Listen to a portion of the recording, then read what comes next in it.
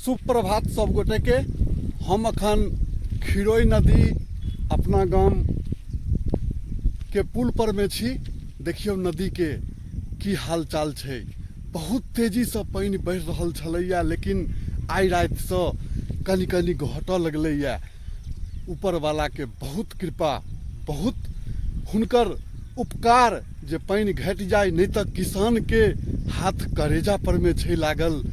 एकदम किलोलह मचल छै। देख लियो दुनू छड़की में पानी सटि गेल छै।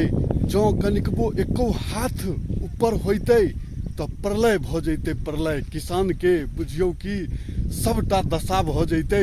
बहुत मेहनत से, बहुत लागत से खेती केने छलखिन हैं। हम अखन नदी के ऊपर के दृश्य देखा रहल छी। देखियो खिरोई नदी हमरा गाम के छै। दुनू छड़की में पानी सटि गेल छै। कनिकबो बढ़तै तो जुलुम भ जैते, लेकिन आइ राति से घटऽ लगलैया। ऊपर वाला के बहुत बहुत कृपा। केहन ई दृश्य लागि रहल है। देखे छियै ई कोन समय छै। नदी अखन बढ़ऽ लगलैया। छठ पूजा के तैयारी में सब छै लागल। घाट नदी के कात में बनतै से बुझियौ कि जुलुम भेल छै। खैर राणा माई के कृपा हेतै तो अखनो समय छै। खटाखट घटि जेतै आ फेरो घाट बनि कऽ तैयार भऽ जेतै। पूजा हेबे करतै।